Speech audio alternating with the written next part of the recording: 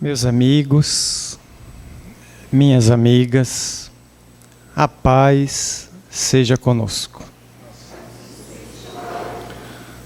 Nossa alegria e a nossa satisfação com sabor de acarajé com pimenta a todos os companheiros do Espírito Santo, onde estamos nos revendo uma vez mais após nossa última passagem no ano findo, no mês de outubro.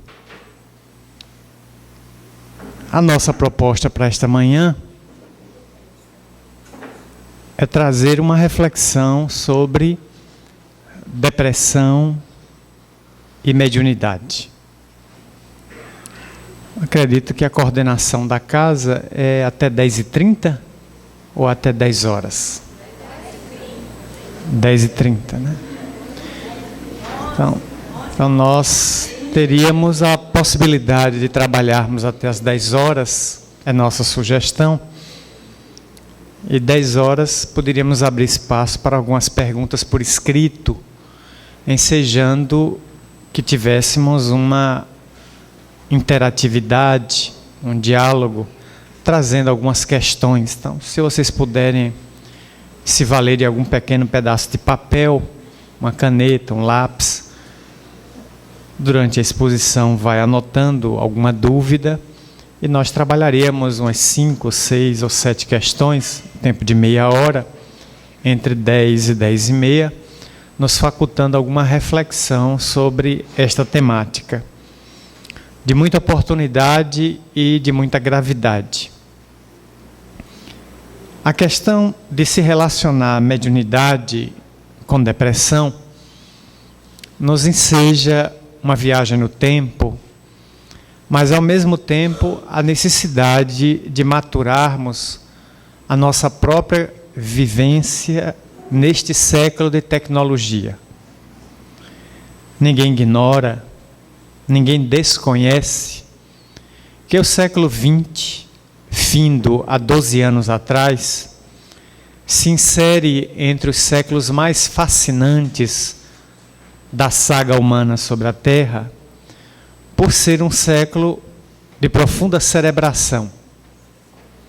A criatura humana desceu aos abismos oceânicos, chegou a viajar 11 quilômetros na Fossa das Marianas, no Pacífico, e ultrapassou a órbita de Plutão, estando nesse instante viajando por uma bólide não tripulada a quase 10 bilhões de quilômetros da Terra. A Pioneer, a Voyager, já se encontram no chamado espaço interestelar, além de Plutão, recentemente reduzido ou desmoralizado. Plutão não é mais planeta. É uma lua, é um satélite provavelmente desgarrado de Netuno. Então a criatura humana deu um salto para o infinitamente pequeno, através do microscópio, e foi para a vertiginosa viagem além do infinitamente maior, para o espaço. A internet, a computação gráfica, a engenharia genética, a biologia, os transplantes, as cirurgias altamente delicadas, a investigação sobre o cérebro desde a década de 90, no governo de Bill Clinton, quando este presidente considerou que a década de 90 ao ano 2000 haveria um investimento de mais de 10 bilhões de dólares, que o governo americano lançou como proposta, como pacote cultural e científico, para diversas universidades norte-americanas que gastaram esta fortuna, esta bagatela, durante uma década para examinar o cérebro, onde as descobertas agora que estão sendo digeridas por cientistas, por especialistas, por neurologistas, por neuroteologistas, para analisar esta máquina de 1,5 300 gramas aproximadamente, constituída de 100 bilhões de neurônios. Então, este século da bomba atômica, da TV, do rádio, da música, das comunicações via satélite, foi o século desafiador do câncer, da AIDS.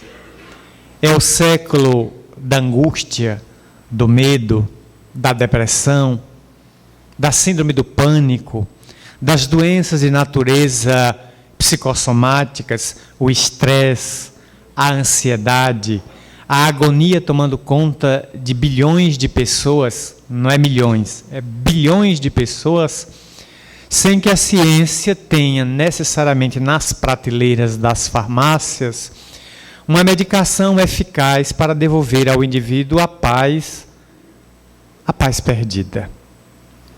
Milhares de pessoas buscam a paz, julgando que ela pode estar nos ansiolíticos, nos barbitúricos, nos estupefacientes, nas medicações tranquilizadoras, sedativas, anestesiantes. E quando despertam da viagem química a que se propuseram por indicação médica ou por automedicação, dão-se conta de que os problemas estão ao lado da cama, não resolvidos, mais complicados do que antes da anestesia da consciência. Então é o século que o ser humano empreendeu para fugas, a fuga psicológica. Não resolvo o problema e mergulho no êxtase. Não decifro o enigma e viajo no pó branco da heroína, da cocaína. Não consigo decifrar o enigma da sociedade e fumo maconha, embarco na marihuana. Então, temos inúmeras fugas psicológicas, entre os quais Joana de Ângeles, a benfeitora que todos nós aprendemos a amar, na sua série psicológica, ela aborda como as fugas espetaculares que a criatura humana despreparada para os enfrentar resolveu criar novos mecanismos, os divertimentos que não têm hora para terminar. As festas, os embalos, as discotecas, as músicas psicodélicas até amanhecer, para que o indivíduo não durma. Porque se ele dormir, ele tem pesadelos. Então eu vou tentar me manter acordado a noite inteira no embalo de bebidas isotônicas, de bebidas energéticas, para só dormir no dia seguinte. A noite é um tormento para muita gente que vê a noite chegar, como dormir. Alguns têm insônia e são noctívagos. E outros gostariam de dormir, mas a ansiedade, a agonia, o medo de dormir e morrer. A morte continua sendo um desafiador mistério, não equacionado pelas religiões, pelas doutrinas no século XX. Apesar da Terra hoje dispor de quase 13 mil denominações religiosas, e o nosso país, o Brasil, se destaca pela ampla liberdade religiosa, onde cada esquina tem uma farmácia e uma igreja. Ou somos doentes do corpo, ou somos doentes da alma. É o que mais se prolifera são farmácias, drogarias ou igrejas. Templos religiosos, onde as pessoas vão buscar o que elas não têm para dar. O discurso é materialista. E surge um novo fenômeno, segundo sociólogos, segundo psicólogos. Estamos vivendo a era do materialismo religioso. As doutrinas religiosas deveriam falar de transcendência, preparar os indivíduos, seus adeptos, para morrer bem, para entrar no mundo espiritual, para aceitarem com naturalidade o intercâmbio com quem já foi, para que quando eles forem e voltarem, encarar com naturalidade também e se comunicarem. Nada disso é abordado. As religiões investem na prosperidade material. Você quer um carro novo? Dê o dízimo a Deus. Você quer uma casa nova? Tire 10% de seu salário e dê a Deus. Porque Deus está trabalhando agora na casa da moeda. E tudo que você der a Ele, Ele devolve em dobro. O discurso é sempre de prosperidade material.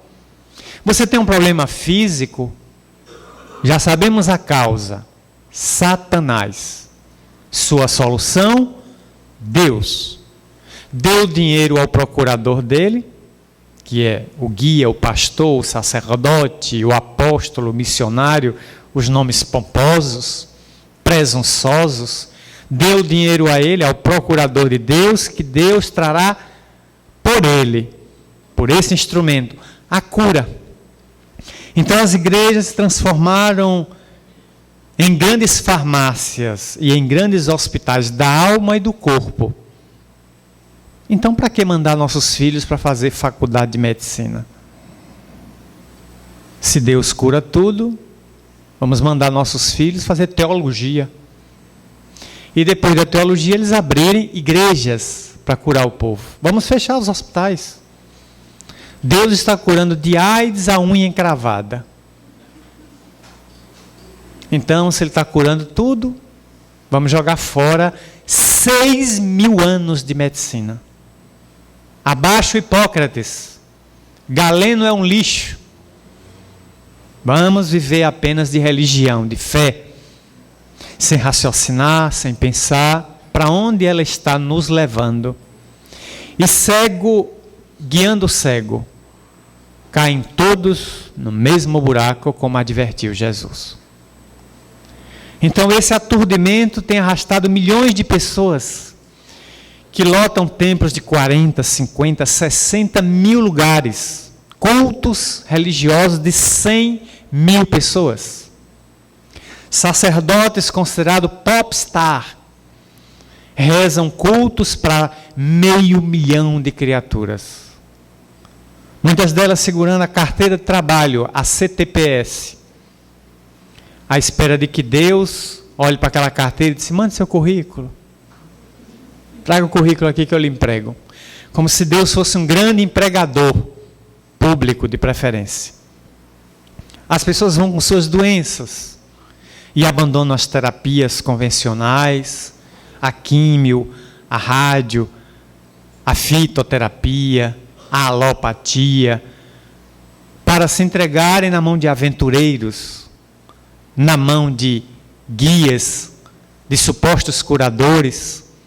E dias depois, temos a recrudescência da enfermidade, ceifando a vida do indivíduo por negligência e o fazendo adentrar-se ao mundo espiritual inteiramente despreparado, porque nada sabia da realidade extrafísica, nada comentado, e continua o combate, nega-se a realidade da transcendência. Tenta-se dizer que não há vida após a morte. As evidências pululam de toda parte. Em toda parte, o cântico da mediunidade, a imortalidade da alma, nos convidando a profundas reflexões nestes dias de materialismo enlouquecido, onde o ter substituiu ser. O indivíduo vale pelo que tem. Casa, apartamento, joias, cartão de crédito, dinheiro, talão de cheque, posses, que a morte desfaz de uma hora para outra, porque o homem mais rico da terra não se furtará de morrer. E para o caixão não vai levar $1. O homem mais pobre da terra vai morrer também, e não vai levar nada do que teve. A morte é o grande alfândega, onde o indivíduo passa, os bens ficam na mão do inspetor, que é a senhora fúnebre, que priva o indivíduo de levar o próprio corpo. Imagine os bens que ele tem. E o indivíduo se vê aturdido em que ele não é, ele apenas tem. Acumulou posses, haveres, coisas que a traça vai roer, que a ferrugem vai consumir e que o ladrão vai furtar. Por isso, frequentemente, a palavra perda. Perdi minha mãe, perdi meu pai, perdi meu filho. Perda. Como se essas coisas fossem nossas. Não sou dono de pai, não sou dono de mãe, não sou dono de filho, marido, mulher. Então, eu não posso perder. A expressão está, no mínimo, equivocada. Não sou dono de pessoas, sou dono de objetos. Alguém viu minha penca de chave?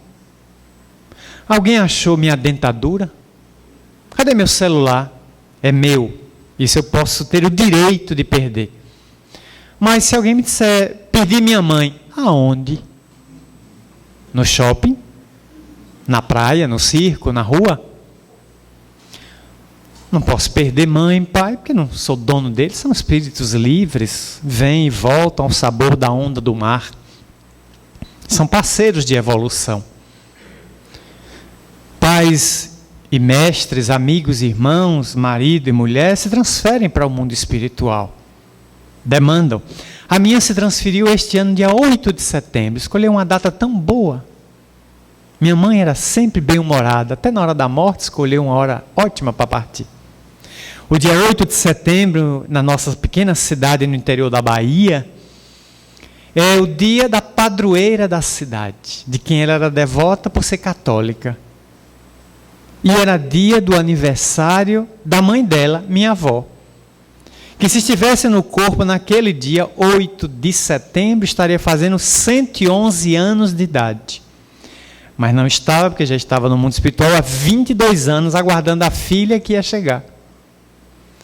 Então, às 6 da tarde daquele dia, contemplando minha mãe com 26 quilos de peso, 83 anos de idade, em cima de uma cama com máscara de oxigênio, em que o peito arfava, descia e baixava o influxo daquela máquina que a mantinha artificialmente, eu fui para um quarto onde me hospedava com minha irmã, minha única irmã, e olhei para o céu que começava a ser tingido pelas luzes do crepúsculo. E sabendo que a cidade estava vivendo um feriado municipal em função do dia da padroeira, Nossa Senhora das Grotas, que é uma expressão de Maria, mãe de Jesus, uma expressão regional, eu então olhei para o céu e disse, Nossa Senhora das Grotas, minha mãe está no hospital e é devota da senhora. Eu não sou porque sou espírita. Então eu vou fazer um pedido à senhora por ela. Desencarna ela hoje. Leva ela hoje. É um ótimo dia, é o dia da senhora, a cidade inteira está em festa. Ela não resiste mais no corpo. Esse mulambo que está em cima da cama, acabou. O vaso está todo detonado, deteriorado. Então eu peço que a senhora tire a essência da aparência e leve. Então, se essa prece puder chegar até os pés da senhora, eu tiver algum mérito, eu lhe ficarei muito agradecido. Orei. E naquele instante, alguém ao longe, numa casa ali próxima, ligou, às 6 horas, a hora do Ângelus, a Ave Maria. E uma rádio local começou a tocar Ave Maria, interpretada por Stevie Wonder, na sua famosa gaita. E aquele som mavioso me chegou aos ouvidos, eu me sensibilizei, me emocionei. Creio que a prece ganhou leveza e subiu às esferas mais altas, onde a mãe de Jesus, sempre piedosa, deve ter acolhido. E em breve mandou a resposta, porque 5 minutos depois, alguém me sussurrava aos ouvidos: tiraremos sua mãe do corpo hoje, antes da meia-noite. Graças a Deus. 11h35 da noite, às 23h35, ela partiu. Foi parando, até que a pouco não havia mais sinal de vida. A mãe dela e uma benfeitora vieram buscá-la. E ela alou-se ao infinito. Fui avisado, tomei as providências cabíveis para a inumação cadavérica no dia seguinte, domingo, dia 9. E no dia seguinte, dia 10, uma segunda-feira, regressei à capital, fazendo pouso em Feira de Santana, para proferir uma palestra à noite, abrindo a Semana Espírita da segunda maior cidade da Bahia. E a vida prosseguiu. A certeza da imortalidade. Mas o Espiritismo é uma doutrina fascinante, extraordinária. Não há morte, tudo é vida. Então eu, no dia do enterro, na tarde daquele domingo, eu comentei com os amigos que apareceram. Eu disse: minha mãe é tão engraçada, escolheu um dia tão bom para desencarnar. O dia do aniversário da mãe dela, quer dizer, a mãe dela ganhou um presente no além. No dia do aniversário recebeu a filha de volta. E o dia da padroeira da cidade, que minha mãe era devota e não perdia uma procissão. Eu disse: mas essa mulher é fantástica, olha que data ela escolheu para voltar para casa. Uma ótima data. Sorrimos, cantamos alguns hinos ali católicos. Os companheiros espíritas interpretaram algumas das músicas típicas do nosso movimento. E depois fecharam o caixão e mandaram o corpo para a morada da decomposição. E a vida continuar. No dia seguinte, as atividades estarem nos tomando e dar continuidade à vida sem qualquer sensação de luto, de morte, de destruição, de aniquilamento, de erradicação da vida. Não. Apenas a transposição de uma etapa mais densa, mais material, para uma etapa mais rarefeita, para uma etapa mais quintessenciada. Não é crença, é certeza. Já que o Espiritismo não é doutrina de crença. Espírita não crê em nada. Espírita sabe. E o que é pior, sabe que sabe. Para não ter dúvida, a certeza é inabalável. Não é fruto de crença, de credibilidade, é fruto de conhecimento, de entendimento, de certeza irretorquível, incontestável, inquestionável. Então ela prossegue viva no mundo espiritual. Não é visível, dá saudade. A gente voltar à cidade, não vê-la mais no corpo, fisicamente está ali para o bate-papo, para a foto, para as brincadeiras, mas está viva, aguardando até o dia do reencontro. A mediunidade trazendo esta possibilidade de intercâmbio com o mundo espiritual. Essa possibilidade não trabalhada durante todo o século XX pelas grandes doutrinas da Terra. Ainda o afastamento, o desconhecimento, a incerteza. Frequentemente no mês de dezembro, em Salvador, eu recebo muitos convites que não dou conta para as chamadas cerimônias interreligiosas, que o povo gosta de chamar de encontros ecumênicos. Formatura de estudantes de medicina da UFBA, da Católica. Toda formatura, como geralmente tem muitos formandos de várias doutrinas, eles escolhem um lugar neutro, um buffet, um playground de hotel, eles alugam um salão de festa e ali fazem um encontro ecumênico. Tem que ir um padre, um pastor, um espírita e um pai de santo ou uma mãe de santo. Um babalorixá ou uma ialorixá. Porque fazer um evento na Bahia e não levar um representante de matriz africana é crime de lesa Bahia. Agride a cultura do Estado. Tem que ir.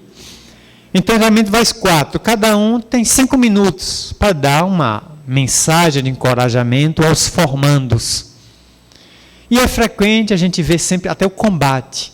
O indivíduo tem 5 minutos para falar de sua doutrina, homenageando os formandos, e gasta seu tempo para atacar a religião do outro convidado. Eu fico olhando na mesa assim, eu digo: mas meu Deus, que cabecinha miúda. Né? Parece que só tem 2 neurônios, um queimado e outro desativado na cabeça. Que ainda gasta o tempo para atacar a crença de que não existe isto ou aquilo.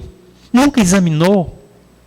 Nunca leu, não sabe o que é mediunidade, nunca foi pesquisar profundamente para falar com conhecimento de causa e exibe a leviandade e a própria ignorância. E ignorar num século de tanta informação, como é lamentável. Porque com tanta informação disponível em tudo quanto é lugar, sobretudo na internet, o indivíduo se permitia ser um ignorante por opção. Que eu seja ignorante porque não tenha condições, porque não tenha acesso à informação? Eu desconheço porque não tenho acesso, não tenho dinheiro. Vá lá. Mas o indivíduo vive numa grande cidade, a terceira maior do país, 3 milhões de pessoas, e se permite permanecer na ignorância para reger outras ovelhas igualmente ignorantes. Todos com febre aftosa. A aftosa da ignorância, da falta de lucidez, mergulhado apenas no fanatismo de Grey, o fanatismo coletivo. Que pena. Aí eu levanto, homenageio os formandos, falo da vida eterna, da possibilidade. Eles riem, eles brincam, contam qualquer coisa curiosa, como é mês de dezembro, eu enalteço o Natal com Jesus. Não com esse personagem vestido de vermelho, meio obeso, né? Com hipertensão, que chega com as renas do inverno e vem matar aqui no Brasil, em pleno calor do verão. Esse personagem antiecológico, que se me aparecer lá em Salvador, eu ligo para o IBAMA na hora para enquadrar por crime contra a ecologia, contra os animais. Então, não é esse personagem que o comércio criou para desovar estoque. Eu comento o Natal do aniversariante, que está esquecido, que está menosprezado, que foi retirado de sua própria festa, sequer lembrado no aniversário que é dele, que criamos para o homenagear. Aí eu enalteço, demonstra a necessidade da gente resgatar o espírito natalino, que é o espírito do Cristo, trazendo o menino de volta à sua própria festa. Então essa mediunidade que está presente em tudo quanto é lugar, em toda expressão. A própria igreja romana já possui sacerdotes muito antenados, muito abertos. Tenho acompanhado pela televisão, quando o tempo me permite, alguns pronunciamentos desse jovem sacerdote que está deslumbrando a igreja no Brasil, Fábio de Mello. E ele demonstra ser uma pessoa de mente aberta, está centrado no seu sacerdócio, está centrado na sua teologia católica, mas demonstrou em uma recente entrevista que lê de tudo. Tenho lido ciência, tenho lido filosofia, tenho lido psicologia, tenho tentado trazer o caldeamento destes conhecimentos paralelos para a teologia na qual acredito, a fim de auxiliar as pessoas que me procuram, carregadas de dores e de conflitos. E certamente muita gente deve ir a ele, das milhares de pessoas que vão aos seus shows, como este final de semana ele está em Fortaleza, ontem e hoje, fazendo show lá na Praia do Futuro, certamente com milhares de cearenses, alencarinos, capital, buscando auxílio para os problemas, os transtornos da afetividade, os transtornos do humor, da conduta, do comportamento, que a palavra dele, dentro de uma linha eminentemente católica, pode auxiliar. Então, alguém que está aberto, ao contrário de outras mentes que estão fechadas, não conseguem ver nada além da própria teologia na qual acreditam, dos dogmas, das crenças aos quais estão presos, sem se abrir para uma análise mais aprofundada. Então, consequentemente, a depressão se apresenta no século XX como um dos terríveis males, uma verdadeira epidemia. Em nossa última turnê à Europa, no mês de outubro, onde estivemos em 7 países, 8 cidades durante 10 dias, entre os últimos dias 8 de outubro até o dia 18, várias pessoas que nos procuraram na Holanda, em Copenhague, na Dinamarca, estivemos em Frankfurt, na Alemanha, em Bruxelas, na Bélgica, em várias cidades da Suécia e da Suíça, em Milão, na Itália, encontramos as pessoas sempre nos abordando com os conflitos da alma. Invariavelmente, a perda do sentido existencial. E eu olhava a bela Copenhague, uma cidade bonita, as residências feitas de tijolinhos, tudo ainda lavrado, quase no barro nu, as pessoas muito bem vestidas, fazia 6 graus, e eu com essas camisinhas bem fraquinhas do Brasil. E o povo me perguntando, você não está sentindo frio? Não, isso para mim é brisa. 6 graus positivo, para mim isso é brisa. Mas Marcelo, esse frio todo, que frio, mulher, isso é uma brisa em relação aos 41 que eu pego lá. Então eu vim para cá para me refrescar. Isso é um verdadeiro refresco, um pacote de quisuco, né? E ele se divertiu muito com o meu jeito. Eu abri a janela do quarto, irmão frio, irmão gelo, abençoado, venha. E a dona da casa disse que não venha também a irmã tuberculose, a irmã enfisema, a irmã gripe, que não lhe pegue. E a gente brincava muito. E as pessoas, mas cada uma de semblante patibular, branco, a indiferença, a ausência de afetividade. Quantos ali com vastos recursos financeiros, mas mergulhados nos conflitos internos. Então, por onde fui, todos me falavam. Eu perdi o sentido existencial. Só era terminar um seminário, uma palestra, nos permitir 5, 10 minutos de bate-papo, para ter que correr para o aeroporto já para ir para outra cidade. As pessoas sempre comentando que, apesar da riqueza da vida, de estarem frequentando o centro, não havia estímulo para viver. A ideia de suicídio frequentemente passando na cabeça. Aqui e acolá, uma ideia. Por que é que você não se mata? A vida não tem mais sentido. E a pessoa pensava, fugia, mas aquela ideia recorrente, sempre voltando, como se fosse uma coisa insidiosa, teimosa, que insiste em penetrar a casa mental. E as pessoas buscando ajuda, não raro, em caríssimos psicólogos europeus, pagando altos valores em euro, na moeda local, coroa, franco, esta ou aquela moeda, o indivíduo buscando auxílio para tentar se libertar deste algoz interno. E a depressão é antiga, muito antiga, apenas com nova nomenclatura. Porque desde o passado mais remoto, na velha Grécia, já era atribuída no século IV, na época de Hipócrates, o pai da medicina, como sendo uma problemática da alma, mas vinculada aos humores, à bilis negra, ao sangue, à bilis amarela, à fleuma, aos 4 humores que em desequilíbrio traziam, carreavam para o indivíduo os transtornos de comportamento, causando o que eles chamavam de melancolia. Minha mãe era melancólica. Somente agora, aos 80 de idade, 3 anos atrás, foi que a gente descobriu que ela era depressiva. Portadora de depressão. Quantas vezes eu encontrei minha mãe chorando, entrava no quarto, chorando, eu, mas está chorando sozinha?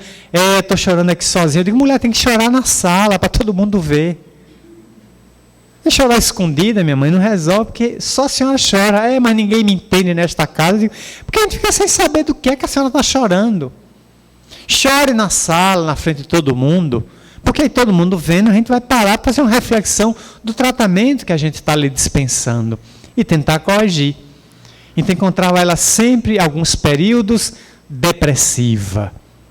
Agora a gente sabia que era o nome que a gente dava melancolia. Vai insidiosamente tomando conta do indivíduo e de repente o indivíduo vai perdendo gosto pelos relacionamentos, pelos intercâmbios interpessoais, o indivíduo vai perdendo gosto por sair de casa, vai preferindo ficar mais acomodado. Quando é homem, vai desenvolvendo uma protuberância abdominal. O homem tem 2 músculos, bíceps e o pânceps, né? Que é um outro músculo que ele vai desenvolvendo com a paralisia dos movimentos. A cerveja, a pipoca, o refrigerante, o ócio. Aí o indivíduo vai desenvolvendo aquela paralisia e aí não vai se estimulando para mais nada. As mulheres também vão ficando obesas, né? Arredondadas, né? Estilo bolinha, né? E aí vão parando também, vão descarregando o conflito na comida. Muita gente no transtorno da ansiedade pressiona determinadas regiões do hipotálamo e estão sempre ansiosos. Meu pai, sempre uma pessoa ansiosa. E eu frequentemente o via indo para a cozinha, descarregar o seu conflito em comida. Parece que o estômago, ele não tem estômago, ele tem um forno siderúrgico. Caiu, vira pó. Então não tem comida que sacie. Ele próprio voltava da cozinha, botava as mãos assim para trás e disse: fome miserável que não passa nunca. E eu olhava assim para ele: o que ele está falando mesmo? Hoje, aos 80 anos, mergulhado no eclipse do Alzheimer. Olha para mim: oi, está me reconhecendo? Não. Quem é você? Sou seu filho que mora em Salvador. Ah, sim. Você mora em Salvador? Mora. Como é que está lá? Está tudo bem. Senta aqui. Olha para mim. Quem é você mesmo? Seu filho que mora em Salvador. Salvador? Eu pensei que você morava aqui. Não, eu moro lá há 17 anos. Como é que está Salvador? Aí eu falo. Ele vai na cozinha, volta. Oi. Como é seu nome? E começa tudo de novo. Como se um homem estivesse em permanente curto-circuito. No momento ele está lúcido, no outro momento os fios desconectam e ele perde a conexão. A enfermidade cruel, que também é um desafio do século XX. Como é que essa enfermidade enche o cérebro de proteína e as proteínas agregadas aos dendritos, aos axônios, as comunicações entre neurônios, impede a comunicação entre os neurônios, levando o indivíduo a conservar até uma memória antiga intacta. Mas a mais recente, de 2 anos para cá, vai sendo perdida, praticamente eliminada. O hipocampo não consegue registrar as memórias recentes. Mas em algum momento assim ele recorda com lucidez impressionante fatos de 40 anos atrás. Lembra de fulano, meu pai? Lembro, sim, conheci muito. Morava em tal rua, era médico na cidade, tudo perfeito. Quando eu pergunto recentemente, morreu fulano, quem? Já não sabe. Não sei quem é. E se relacionou 50 anos com aquela pessoa, mas já não lembra mais quem é a pessoa.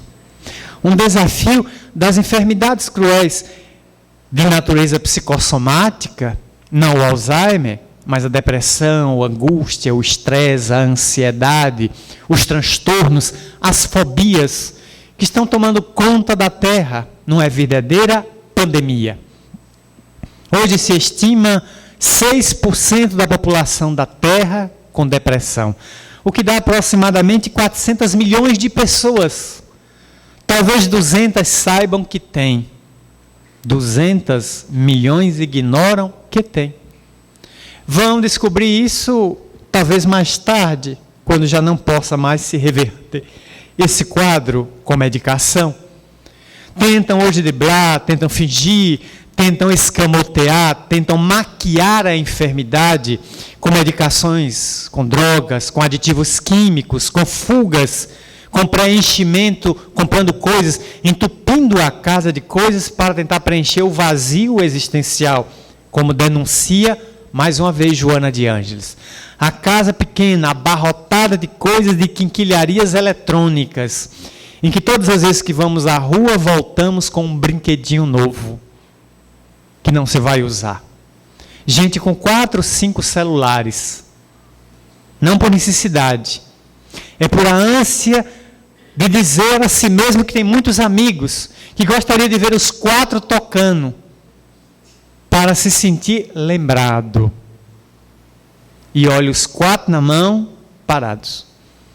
Eu que trabalhei com uma magistrada, como seu assessor, e quando ela um dia me interfonou, eu disse: suba à minha sala. Fui, entrei, com licença, excelência. Pois não, sente aí.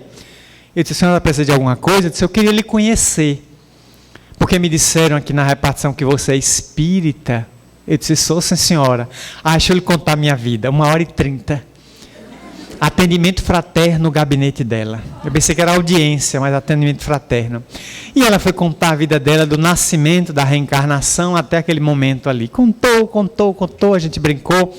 Daqui a pouco um celular toca na bolsa dela. Ela abriu a bolsa, e bolsa de mulher é uma coisa extraordinária. Tem tudo. É um bombril, 1001 utilidades.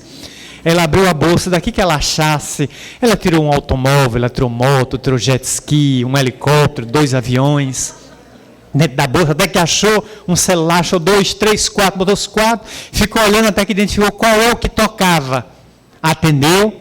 Quando ela terminou, eu digo, excelência, a senhora tem 4 celulares? Ah, tenho, Marcelo. Esse aqui foi o Tribunal de Justiça que me deu, é funcional. Esse é meu marido me deu esse foi a operadora que me deu. Posso lhe fazer uma pergunta, excelência? Pode. Quando toca os 4, a senhora faz como? Ela disse, eu jogo para cima e seguro com a mão o que cair. É galinha gorda. O que cair eu atendo. E o resto que se dane. Eu digo, é uma técnica maravilhosa essa sua, né? Os 3 que se dane e a senhora atende só um. Eu faço. Pô. E você? Eu digo, eu só tenho um. E como é que ele está? Vive quase desligado. Quase que o povo não me acha, né? Porque se eu deixar ligado, não faço outra coisa a não ser atender. Então, eu mantenho ele sob controle. Porque eu controlo ele, ou serei por ele controlado. Então, se eu perder para uma máquina, vou ganhar para quem? Então, eu preciso controlá-lo, para controlar minha própria ansiedade. Então, prefiro outras coisas. Ouvir uma boa música, ver um bom DVD, assistir uma peça na televisão que seja agradável, que eleve a alma, um bom livro, mergulhar nos e-mails para responder aos amigos que me mandam solicitações, os convites, as passagens, trocar interatividade com companheiros pela rede mundial do computador, escrever cartas. Estamos perdendo o hábito de escrever cartas, ninguém mais escreve carta, não se sabe mais para que serve uma caneta. Está muita gente usando caneta para coçar o nariz ou para prender o cabelo, mas não necessariamente mais para escrever. Estamos nos robotizando, tornamos-nos replicantes. Com o filme Blade Runner, nos tornamos replicantes, viramos máquinas, estamos automatizados. E, portanto, toda a comunicação é virtual. Vamos desaprender a arte de escrever, de postar carta no correio para enviar informações para alguém. E a depressão vai nos cavalgando e vamos perdendo o sentido existencial de fazer pequenas coisas. É preciso retomar. E ficamos conversando ali. Então, o desafio de um século em que estamos profundamente aturdidos com o excesso de máquinas, de luxo, de comodidade, de conforto e de comida. Nunca se teve tanta comida na Terra, apesar da fome estar chicoteando. Quase 2 bilhões de pessoas na Terra passam fome. Dessas 2 bilhões, 800 milhões estão abaixo da linha da pobreza, estão na miséria total. Mas há comida em excesso. O problema é que onde ela é produzida em excesso, ela não chega onde há carência. Ela é consumida em excesso. Na nossa última viagem à Flórida, nós tivemos condições de ver pessoas em shopping center tão obesas que não podem nem amarrar o cadarço do sapato, porque não conseguem mais se dobrar sobre o próprio abdômen para amarrar o cadarço. Outra pessoa teve que fazê-lo. Os copos de refrigerante são de 750 ml. Fui a um shopping de Miami e ali, em companhia dos meus anfitriões, pedimos um baguete. Pão com a massa de pizza, o baguete. Veio aquele baguete de 50 centímetros, uma régua. O copo de refrigerante, 750 ml, metade gelo, menos da metade refrigerante. Eu pedi refrigerante com gelo, ele trouxe gelo com refrigerante. Antes do rapaz sair, eu disse, Ernesto, chama aí o garçom. O garçom voltou e eu soltei meu inglês. My king, meu rei, encosta aqui. Aí já era em baianês. Meu rei, encosta aqui. Ele encostou. Eu digo, Ernesto, traduza do baianês para inglês para ele entender. My king, você não tem um copo menor de 300 ml e um baguete 15 centímetros? Pão cacetinho, pão francês. O rapaz ouviu de Ernesto e disse, no, respondeu bem, no. O baguete que nós temos menor é esse de 30 centímetros. E o menor copo de refrigerante é este. Ernesto olhou para mim e disse, eu nem vou perguntar qual é o maior. Se o menor é esse, talvez o maior seja um barril de 2.000 litros, uma caixa d'água de 750 litros, né? Não vou nem perguntar. Talvez o baguete maior seja pão-vara, 4 metros de comprimento, deixa para lá. Deixa, a gente come o que puder, bebe o que der e vamos tocar a vida para frente. Ele disse, pois é, Marcelo, tudo aqui é assim, excesso. É o país que tem demais. Se compra para comer, e depois se perde muita coisa, se joga fora, porque tudo sobra. O padrão de vida é altíssimo, a renda per capita é exuberante. Então as pessoas têm demais. Enquanto em vários lugares, aquele dali seria uma festa para uma família numerosa. Então vivemos aturdidos nesta depressão individual, nessa depressão social, que toma conta dos indivíduos. E a medicina, a psiquiatria, a psicologia, as ciências da psique, tentam desesperadamente dar uma resposta para a criatura humana aturdida na sociedade. Estamos cada vez mais enjaulados na selva urbana, na selva de pedra. Somos as pessoas da gravata, do paletó, do elevador, dos carros blindados, das máquinas encapsuladas, em que não temos tempo para o contato com a natureza. Pessoal, raras pessoas foram à praia, ou não tem tempo final de semana, porque levam material de escritório para fazer adiantamento de relatórios em casa. Os meninos não empinam mais pipas. Não. Aquelas brincadeiras de infância acabaram. Os meninos agora estão em Mortal Kombat. Estão lutando contra bonequinhos virtuais no MMA, na tela do computador, do videogame. É PlayStation para lá, é Hi-Fi para lá. Os meninos não sabem mais o que é bola de gude, o que é peão, o que é pipa.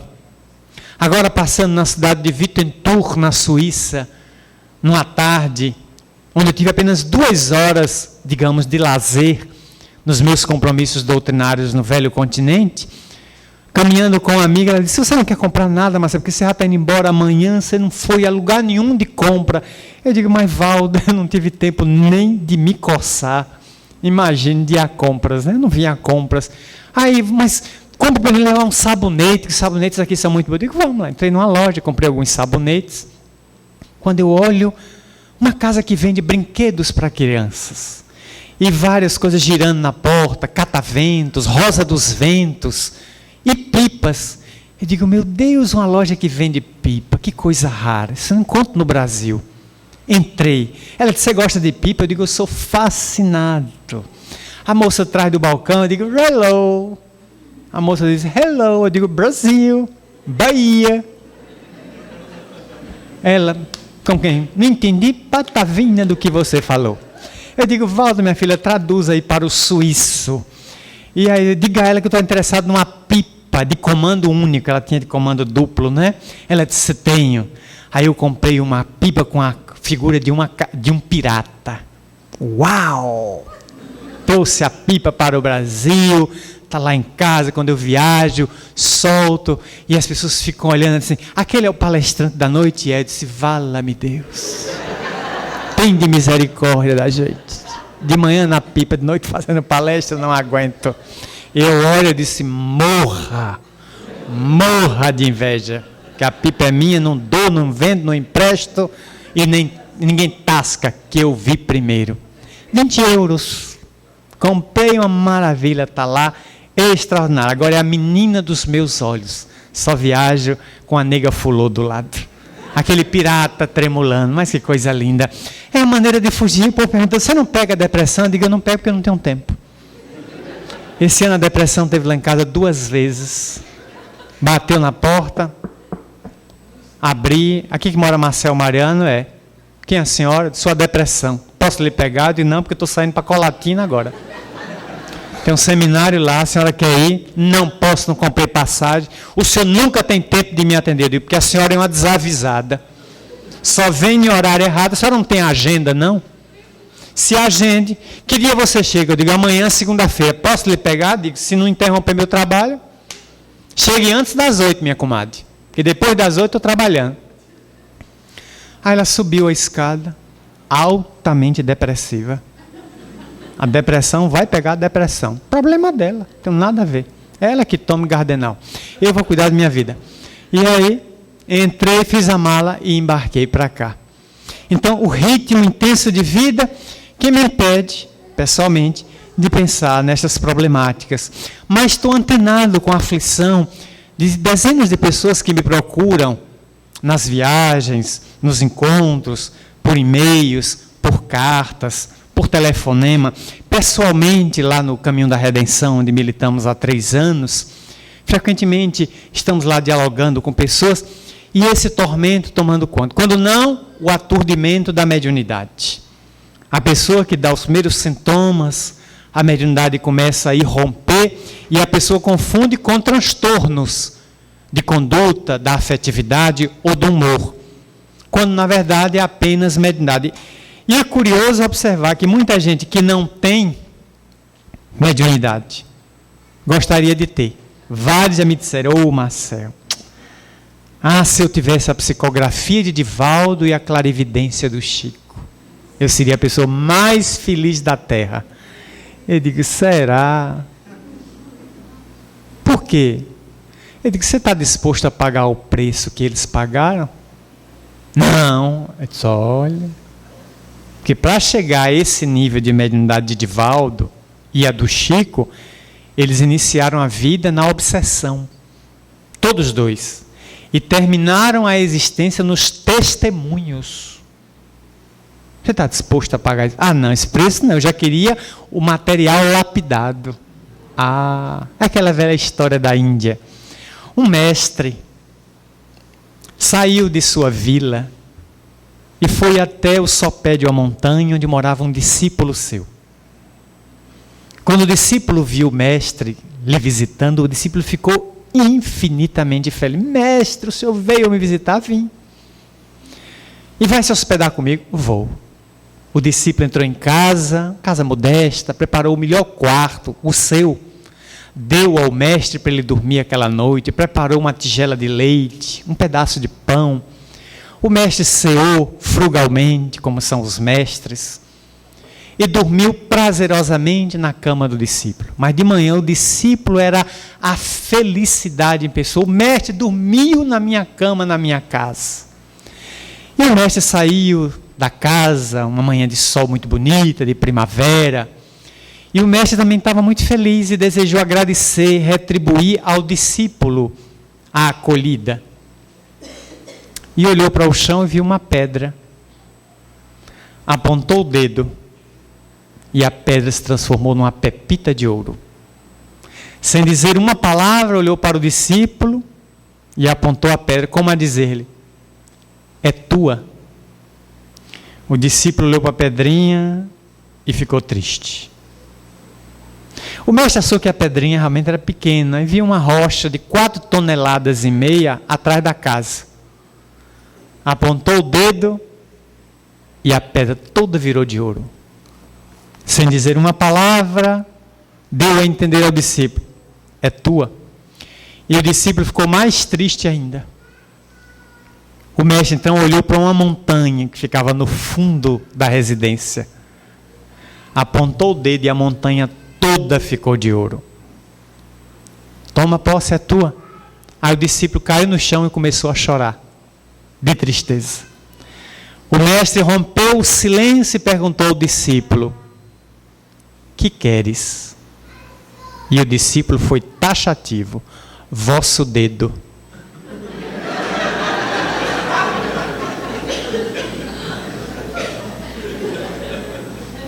Todos querem o dedo do milagre, mas não querem o milagre.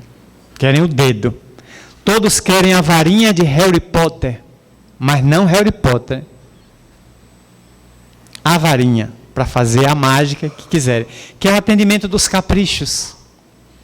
Então a obsessão, a depressão, que pode ter causa obsessiva também, além das endógenas, exógenas, dos transtornos internos, a ausência de serotonina, dopamina, noradrenalina, os chamados neurotransmissores, que a reposição química é capaz de repor até certo ponto, devolvendo o equilíbrio ao indivíduo através do Prozac e de outras medicações, né? O hidrocloreto de fluoxetina, que é o seu componente básico, o seu princípio ativo. Muita gente está aturdida com esse transtorno moderno, tentando equacionar em si as causas que estão no espírito doente. É o espírito que imprime no vaso físico a problemática e reencarna sob o comando daquelas linhas hereditárias que imprime como necessidade de resgate. Então, doente é a alma que se comprometeu no passado para os resgates de agora. E na área da mediunidade, esse talento, essa possibilidade, esse sexto sentido que nos dá a faculdade de entrar em intercâmbio com o mundo espiritual, para comprovar a imortalidade da alma. Ninguém morre. Apenas se perde o corpo físico para se entrar no mundo espiritual, conservando a possibilidade do retorno após esta morte, para confirmar de que estamos vivos. Eu combinei com minha mãe. 7 dias depois da sua desencarnação, ela deveria derrubar um objeto em minha casa. Mas já se passaram quase mais de 60 dias. Não caiu nada ainda. No dia 7 dias depois da desencarnação dela, eu fiquei em casa esperando que tivesse alguma coisa caindo, um copo quebrado. Nada. Aí eu entendi que ela não está em repouso, ela está em estado de convalescência. Então ela não pôde ainda quebrar um objeto para dizer, eu estou por perto. E eu brincava com ela, eu disse, não quebre minhas taças. Quebre aqueles copos de maionese. Né? E se eu quebrar uma taça, eu digo, eu morro e vou lhe pegar no além. Ela se acabou na risada, né? Meu filho, você é o único que me entende. Ele disse, minha mãe. Eu sou o único mesmo que ele entende. O resto não vai lhe compreender agora, não. Mas viaje em paz. E ela viajou no dia 8 de setembro, em paz, com tranquilidade. Portanto, mediunidade e depressão possuem pontos em comum, em que muitas vezes, nas vertigens da depressão, os sinais mediúnicos vão aparecer, porque às vezes existe a presença de espíritos depressivos na psicosfera do médium. Mas a mediunidade não irá produzir necessariamente depressão, só se o indivíduo já tiver propensão, disposição genética, mitocondrial, psíquica, e o exercício da mediunidade, como qualquer outro, poderia já desenvolver esses princípios, pelo que o indivíduo deve abster-se. Se tiver uma mente frágil, uma estrutura cerebral muito delicada, abster-se para cuidar de outras tarefas, como é natural. Cada caso é um caso. Mas o exercício da mediunidade dá saúde, dá lucidez, predispõe o indivíduo a manter-se harmônico, longe da depressão. Quanto mais ele exercita a mediunidade, mais alegria, mais vivacidade, mais saúde ele encontra e mais motivação para continuar vivendo.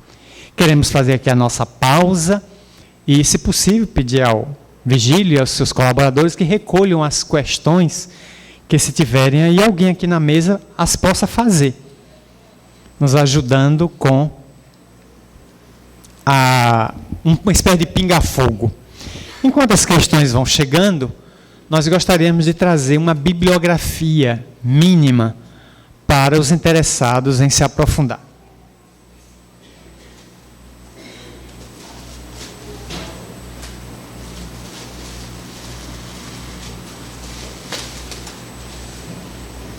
Nós queremos indicar 4 livros. Um é o Livro dos Espíritos. Não podemos entender a doutrina espírita sem mergulhar nesta obra que completou 155 anos de publicação. Então, ela nos merece todo o carinho já com esses livrinhos de bolso que facilitam serem levados de um lugar para outro, nós encontrarmos as equações, as respostas para os grandes enigmas humanos. O Livro dos Médiuns, 32 capítulos, que Allan Kardec publicou em janeiro de 1861, é o terceiro livro da codificação, e é o mais completo vademecum, compêndio sobre mediunidade, até hoje publicado na história da humanidade. Insuperável até os dias de hoje. O espírito Manuel Filomeno Batista de Miranda, que fez agora aniversário de nascimento no dia 14 de novembro, ele que nasceu na cidade do Conde, praias do norte de Salvador, escreveu no ano 2000 Tormentos da Obsessão. E um dos capítulos, na página 270, Manuel Filomeno de Miranda aborda com muita riqueza o distúrbio depressivo. A página 270, abordando a questão da problemática da depressão numa visão de um espírito psiquiatra residente no além e que colabora com a colônia espiritual de Eurípides Barçanufo, o Hospital Nova Esperança, sob os céus de Sacramento, em Minas Gerais. E nós achamos um excelente material nesse livro, Doenças ou Transtornos Espirituais. É um material publicado pela AME Minas Gerais, Associação Médica Espírita de Minas Gerais. A AME Editora publicou esse encontro que teve os seguintes participantes: Oswaldo Eli, Divaldo Pereira Franco, Lígia Maria Pompeu, Jaidé Rodrigues, Maria Aparecida e Roberto Lúcio Vieira de Souza. Foi uma jornada que houve em Belo Horizonte, com esses especialistas, e cada um abordou a depressão sob a ótica da psiquiatria, da psicologia, da mediunidade, da visão espírita, para trazer o contributo que forjou e que fomentou este livro. Muito bem, as questões estão chegando. Como fazer para vencer a depressão e os espíritos que atrapalham a nossa saúde e o crescimento? Para vencer a depressão, a pessoa deve buscar primeiro ajuda médica. Vá a um psicólogo, a um psiquiatra, a um especialista, a um neurologista, para que ele possa clinicamente fazer o diagnóstico se há quadro depressivo. À luz da doutrina espírita, busque o passe, a água magnetizada, frequente as sessões públicas da Casa Espírita, as chamadas sessões doutrinárias, assistindo palestra. À medida que a gente vai conhecendo o Espiritismo, vai fazendo parte de grupos de estudo, se é jovem vai para a mocidade, os filhos vão para a evangelização. Se apresentamos algum fato mediúnico oportunamente, seremos convidados pela casa a integrar o labor mediúnico. E enquanto isso vamos fazendo bem, desenvolvendo alguma atividade filantrópica, dar um sentido existencial à vida. Contou-me Divaldo Franco que oportunamente ele aplicou um seminário que é chamado Workshop em Los Angeles, na costa oeste americana. E ali, depois, quando ele deu um intervalo do seminário, veio ao encontro dele uma artista de Hollywood.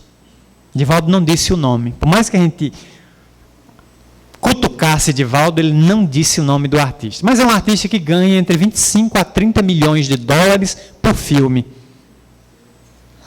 Esse troco, é mais troco. Ele recebe um trocozinho para fazer filme. 30 milhões de dólares. Ele ganha num filme que eu vou ganhar em 30 mil reencarnações. Aí, Divaldo reconheceu de imediato. Aí o homem veio, falando só inglês, Divaldo só português, chamou um intérprete.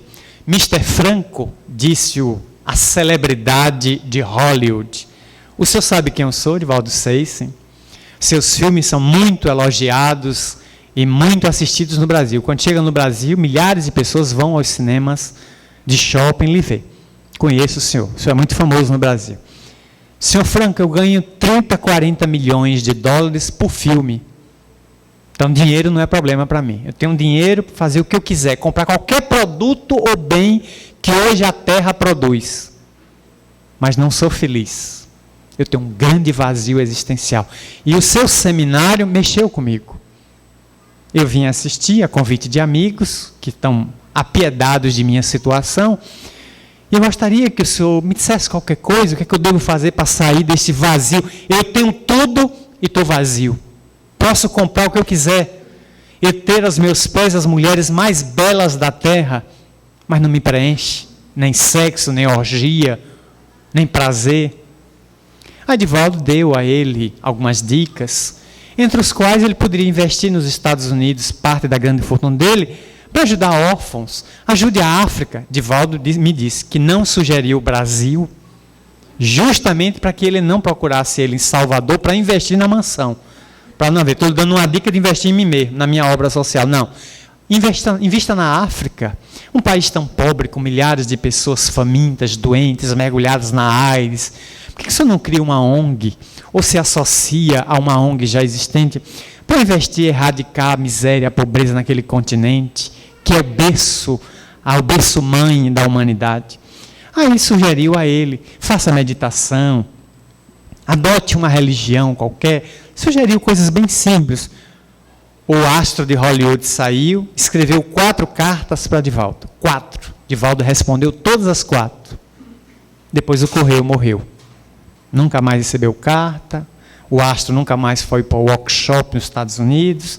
E Divaldo não sabe que rumo esse artista tomou. Ele está encarnado, mas não sabe. Então, buscar dar sentido à vida.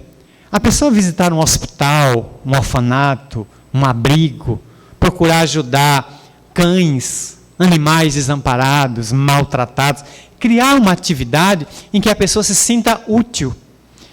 Manuel Filomeno de Miranda chega a sugerir aqui a dança.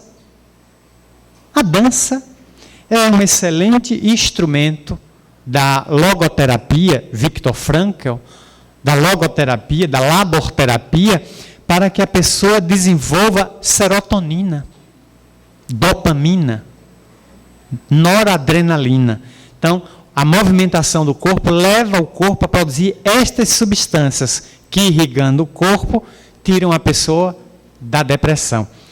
Não é dançar rebolation, que depois do rebolation você está livre da depressão. Também não é isso. Porque eu vejo muita gente lá em Salvador, depois de dançar, cai na depressão profunda. Porque o carnaval é fuga para muita gente. O indivíduo mergulha nas festas, bebe todas, vive todas. Na manhã seguinte está na depré profunda. Dorme o dia inteiro, porque o carnaval é à noite. O indivíduo tira o dia para dormir, faz um papel de gato, o dia inteiro dormindo, à noite no telhado. Então, à noite é trio, até 6, 7 horas da manhã. Aí chega em casa carbonizado, por isso quarta-feira de cinza. Ele chega cinza, já no bagaço, né? Carbonizado.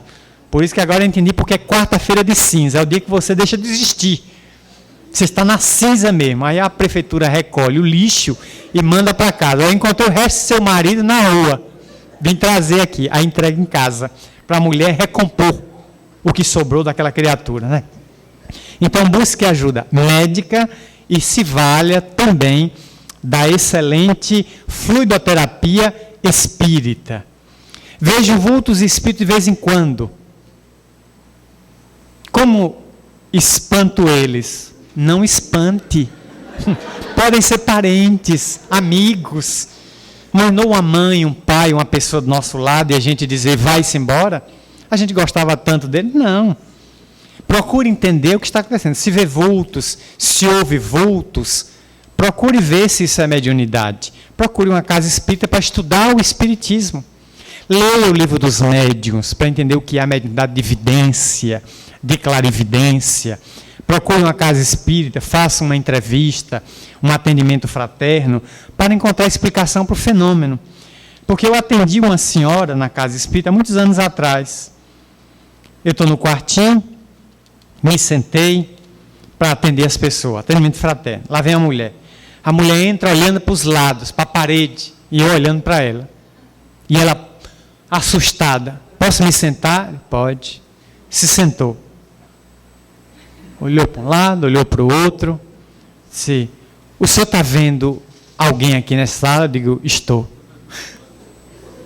Onde é que está? Eu digo, na minha frente, a senhora. Não, eu falo de espírito desencarnado. Eu digo, não marquei entrevista com o espírito desencarnado. Marquei com a senhora. Eu estou vendo a senhora. E só atenderei a senhora. E os desencarnados, eles têm que pegar a senha e aguardar lá fora. Depois da senhora, eu atendo por ordem de chegada. É a ordem. Só para atender a senhora. O resto fica lá fora. Até o guia fica lá fora. O obsessor fica lá fora. E os parentes desencarnados. Ligou da disciplina, minha senhora. Aí a mulher se tranquilizou. Eu vim aqui porque disseram que eu sou obsidiada. O que é que o senhor acha? Eu digo, perdeu o seu tempo, que eu também sou. Obsessão por obsessão, minha senhora, eu prefiro ficar com a minha. Mas eu vejo, eu ouço, e eu queria tirar esta desgraça de mim. Eu digo, o que é que a senhora chama de desgraça? Ela disse, mediunidade. O senhor tem algum remédio? Eu disse, eu tinha uma última cartela, acabou semana passada. Não tenho mais em estoque. Se a senhora voltar semana que vem, pode ser que eu consiga uma nova caixa, amostra grátis. Toma e expulsa a mediunidade. Minha senhora, não existe isso. A mediunidade não é um chip. Não é um pendrive enfiado nas costas. Tira isso aqui. Ui, pronto. Embora mediunidade. Estou livre. Não é, senhora. A mediunidade é uma percepção. Se a senhora quiser deixar de enxergar, fure os olhos. Duvido que a senhora enxergue pelo nariz, pelo ouvido, pelos dedos. Porque o olho, a visão está no olho. Só se vê por ele. A percepção está concentrada em um órgão. A mediunidade ela é um todo. A gente percebe pelas costas, pela frente, pelo lado, de cima e embaixo. Ela é um todo. Ela é uma percepção como o sentido do Homem-Aranha. Está nele todo. Em Peter Parker. Todo ele. Então a senhora não tem como tirar, porque foi a senhora que pediu para reencarnar como médium. Mas eu não lembro. O fato de não lembrar não quer dizer que não tenha pedido. A senhora pediu para reencarnar como médium. Por que a senhora não cuida disso? Vem às nossas reuniões. Conversamos, ela se sensibilizou, chorou, se acalmou e passou a frequentar durante uns 6 meses. Depois ele desistiu. Mas durante 6 meses conseguiu vir às nossas reuniões públicas. Então, vamos explorar a mediunidade, conhecê-la, vamos investir nela, ampliar pelo conhecimento, investir no conhecimento teórico, estudar obras. E se ela for aparecendo, dá um encaminhamento lógico, um exercício para que ela desenvolva. Se não existisse espiritismo na Terra, eu provavelmente não estaria falando com vocês aqui hoje. Ou eu estaria num cárcere, que cometeria um crime e seria recolhido pelas garras da lei, ou eu estaria no manicômio, recolhido como alienado. Porque a mediunidade desde criança me aturdindo, somente na adolescência foi que mãos abnegadas de um tio me conduziram à casa espírita. A mediunidade se acerenou, encontrou um caminho, dei-lhe uma disciplina férrea, rígida, como é meu estilo, dei-lhe uma disciplina e ela encontrou um caminho natural, de tranquilidade. Tanto que esta noite, ontem eu conversava até madrugada, já eram quase 1h da manhã, eu conversava com os amigos que me hospedam. E teve um determinado instante que eu fiz uma brincadeira com o padre Fábio de Mello. Contei alguma coisa engraçada sobre ele. As pessoas riram na cozinha e eu fui para o quarto. O sono era muito grande. E assim que deitei, dormi, me desdobrei. E um espírito amigo disse, vamos para uma reunião com o padre lá em São Paulo? Eu disse, mas agora vamos. É que o Espírito Santo é pertinho de São Paulo. Eu digo, então vamos. Aí me levaram. Aí eu cheguei a uma igreja, notei pelas cúpulas, uma igreja católica. Pois não é que o padre Fábio de Mello estava reunido com um grupo de católicos, todos encarnados, em desdobramento, conversando sobre mediunidade? Aí eu fui chegando, ele disse, olha, está chegando meu convidado. Ele vai fazer uma palestra sobre mediunidade. Aí me deu um local de destaque, onde todos me viam, e eu fiz uma palestra essa noite para ele. Eu digo, olha, o padre está lúcido fora do corpo. A coisa está andando, viu? Em nome de Jesus. Então, a mediunidade funcionando. A brincadeira de ontem transformou numa realidade durante a noite. fora do vaso físico. Então, é cuidar da mediunidade. É um talento que a gente deve cuidar, deve zelar, conhecendo-a, para colocar ele como ferramenta a serviço do outro e a serviço da nossa própria regeneração. Como a espiritualidade trata dos desencarnados na hora da morte? Aqueles que não acreditam, são de outras religiões, cria algum conflito? Excelente questão. Porque no penúltimo livro de Manuel Filomeno de Miranda, Transição Planetária. Quem já leu, releia. Quem não leu, leia. Porque já tem o outro agora, né? O último. Despertar, Despertar da Nova Era. Saiu agora de Manuel Filomeno de Miranda. Tem 20 dias. Eu já li a obra. Então, Manuel Filomeno de Miranda continua o Transição Planetária. E a Transição Planetária, Manuel Filomeno de Miranda, espírito, ele aborda a questão dos que desencarnaram no tsunami. O tsunami que atingiu 8 países do Índico, do Oceano Índico, no dia 26 de dezembro de 2004, um dia depois do Natal, e matou 325 mil pessoas. Ali tinha gente de todos os lugares da Terra.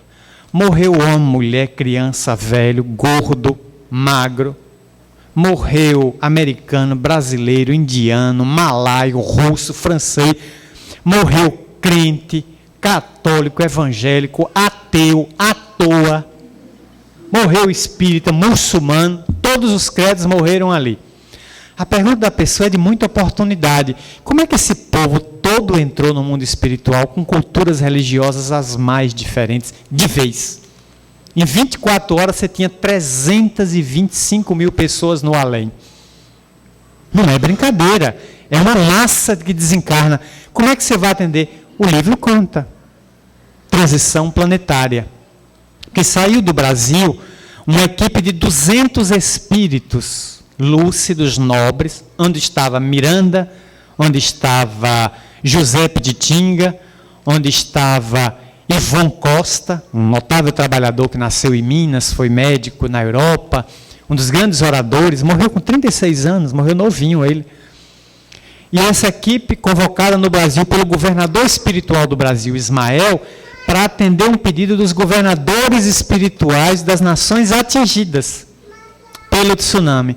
Eles foram para lá para atender a massa de desencarnados pelo tsunami.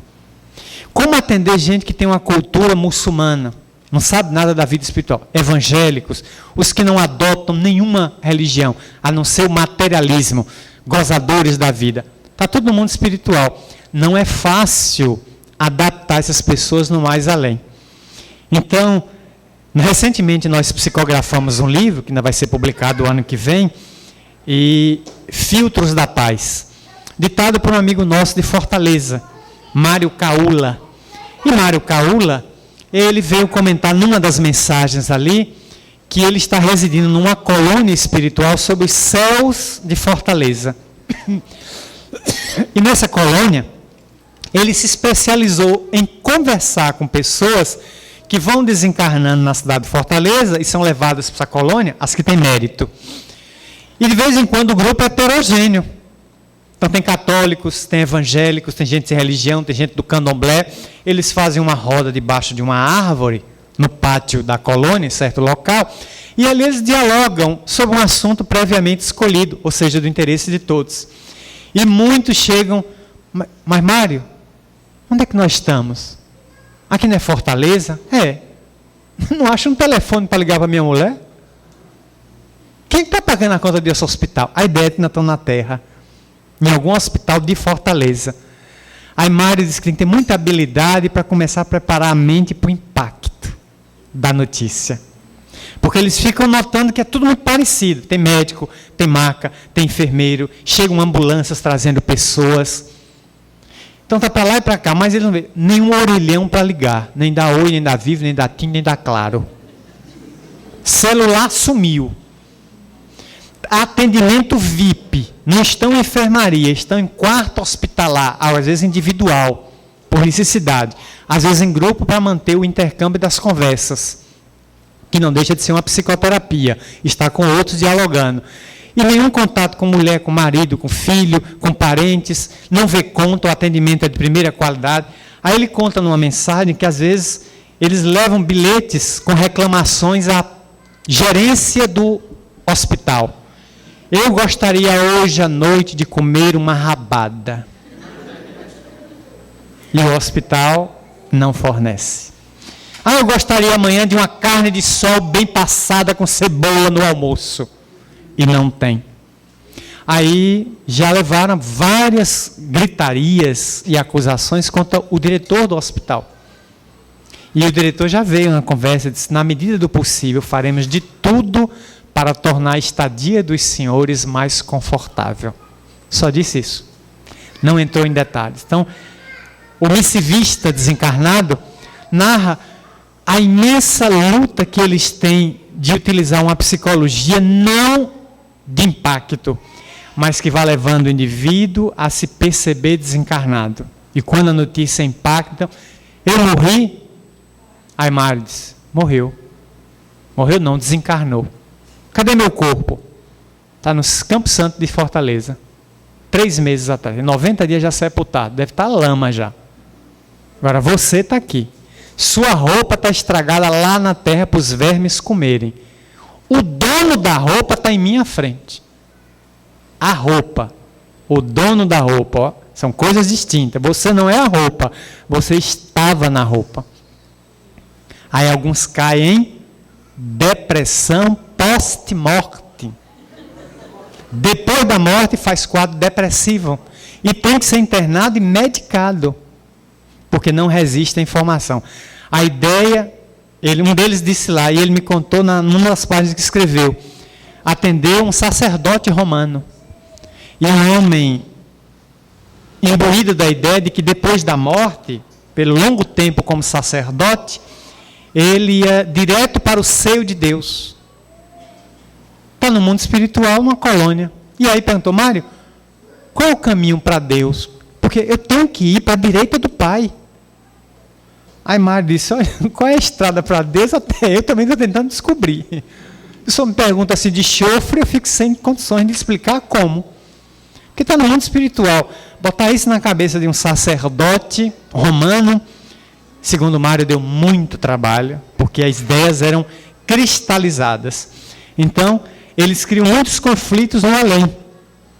Muitas vezes difíceis de superação, por causa das ideias que são fixas na pessoa que sai da Terra. Relacione a depressão e a obsessão. De um internauta. Muito obrigada. De Guarapari. Depressão e obsessão.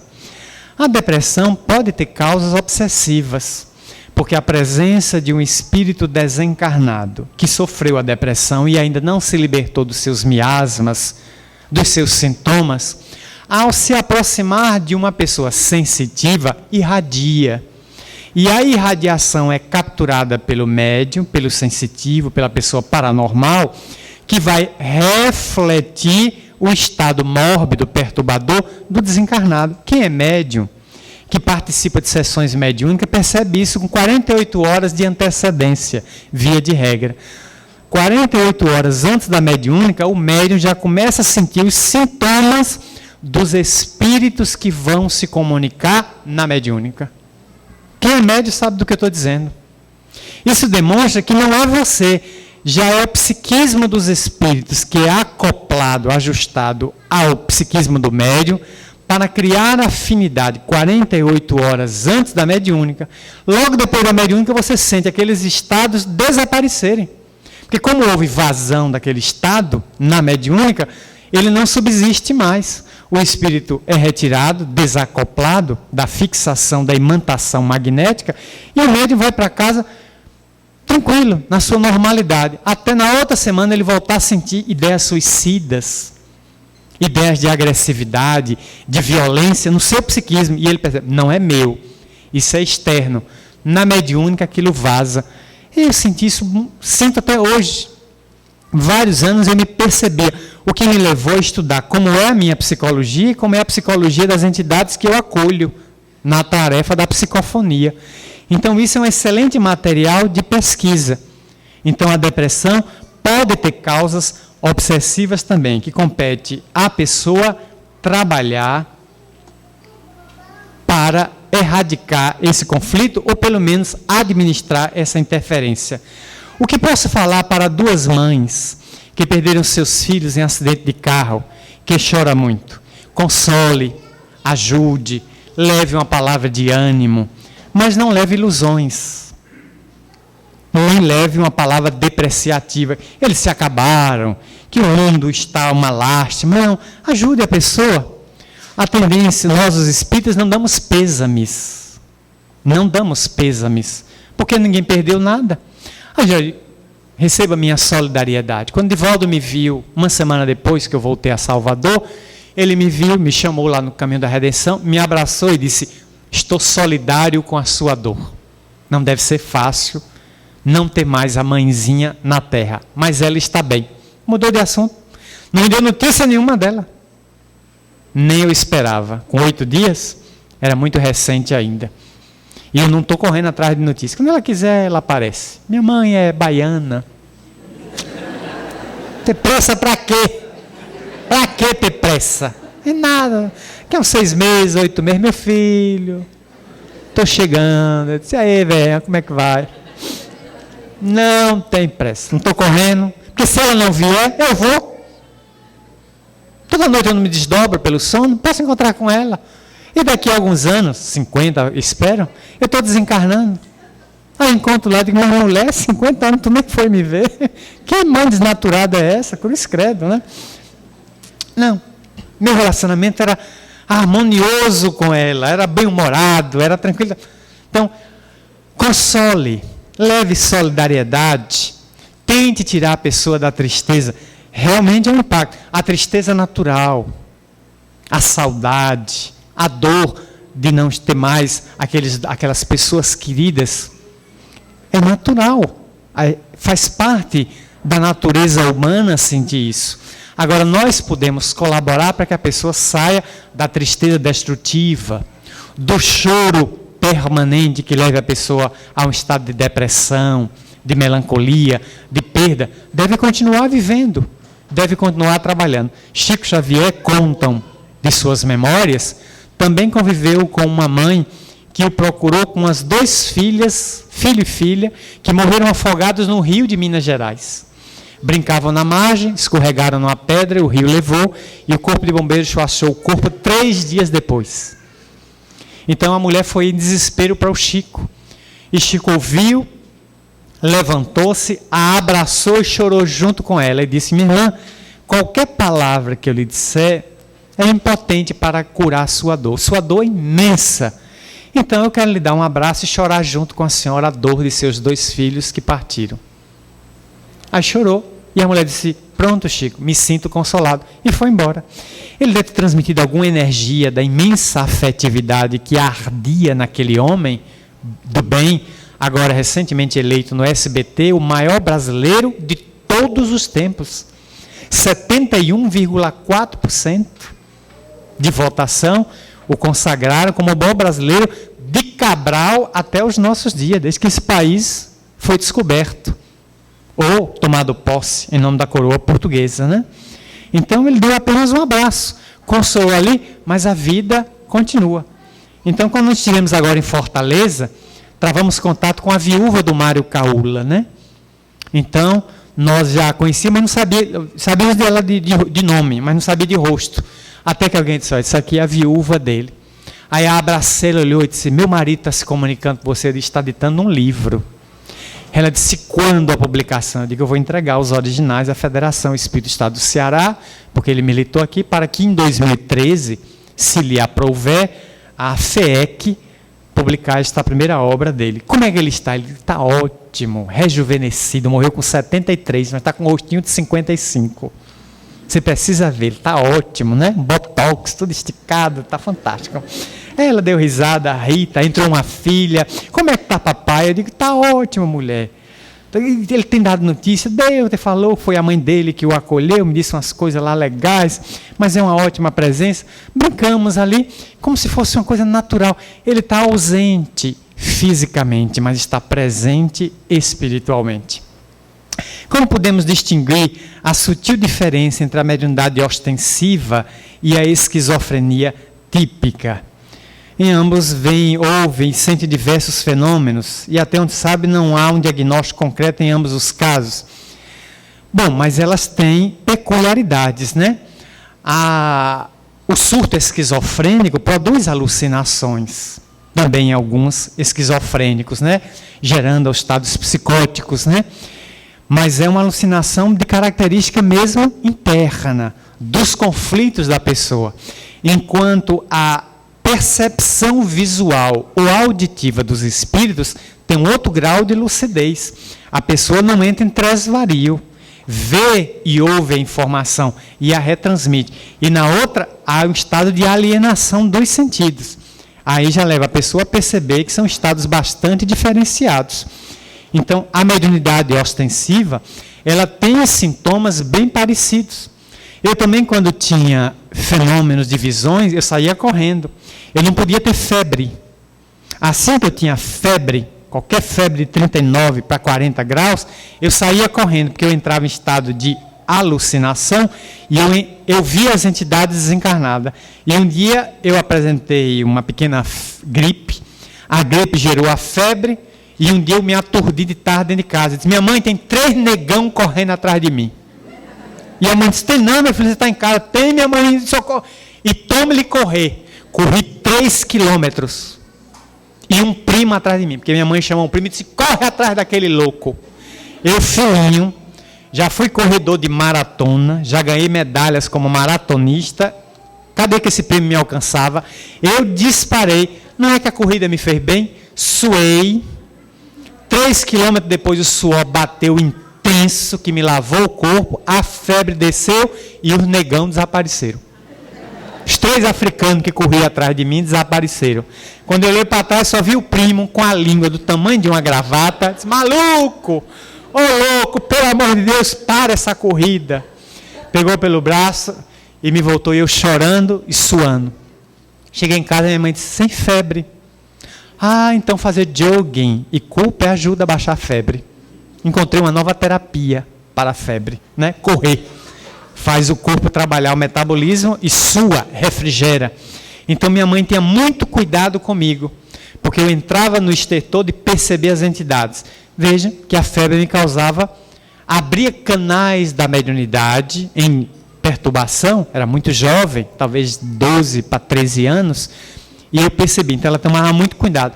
Aí no mundo espiritual me conduziu ao karatê. Com 13 anos entrei na academia de karatê e saí com 16 como mestre em karatê. E nunca mais tive febre, porque a arte marcial me deu disciplina. E eu aprendi a controlar as manifestações do meu corpo. Então, a mediunidade, dos 16 em diante, se manifestou de maneira mais natural, sem uma sintomatologia perturbadora, e eu pude dar-lhe um encaminhamento.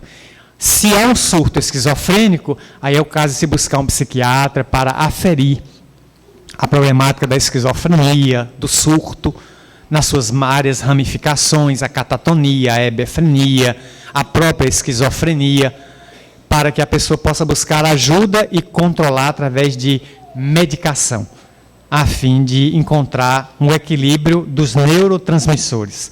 Considerando o avanço da hora, às 10h40, queremos agradecer a paciência de todos vocês até aqui, o acolhimento que nos foi dado, aos nobres internautas que nos estão acompanhando pela rede mundial de computadores, agradecer o generoso convite que o nosso Vigílio nos fez para voltar a Colatina uma vez mais, formular votos de paz e de um Feliz Natal, com Jesus sem Noel. Vamos trazer o aniversariante para a festa. Vamos trazer o dono da festa para a festa. Vamos na noite de Natal contar a história do nascimento de Jesus. Pegar o evangelho de Mateus ou de João. Ler ali a biografia de Jesus. Como é que ele veio ao mundo? A simplicidade da manjedoura. a riqueza da sua mensagem. Não é impeditivo que façamos em casa a ceia natalina, mas não a faremos com a volúpia dos anos anteriores. Somente fazer do Natal uma festa gastronômica. Comer, beber, depois dormir. E a festa? Que festa? E o aniversário? Que aniversário? Ninguém lembra. Não, usar a noite de Natal para o reencontro com a família. Se aproximar de alguém com que a gente tem a relação estremecida. E fazer o Natal um instrumento de nos reaproximarmos de uma pessoa com quem estamos na intriga, na dificuldade do relacionamento. Não raro, um familiar próximo. Trazer Jesus de volta. Dar presentes, sim, mas o mimo, que tenha mais o valor afetivo do que o valor financeiro. Não o presente caro, mas o caro presente. O presente dado de coração. O presente singelo, simples, que o outro possa carregar como uma dádiva afetiva. E não se acabar se endividando para entrar janeiro com a corda no pescoço, parecendo um suicida. Porque não vai conseguir pagar as dívidas. Entrar em equilíbrio. Então, fazer um Natal onde a gente tem a presença de Jesus Cristo em nossas existências. É o nosso desejo aos internautas e a todos os amigos da Sociedade Espírita da Bela Colatina que ora nos acolhe. Formulamos votos de paz e nos despedimos pedindo a Jesus que a todos nos abençoe e nos mantenha sob a sua misericórdia.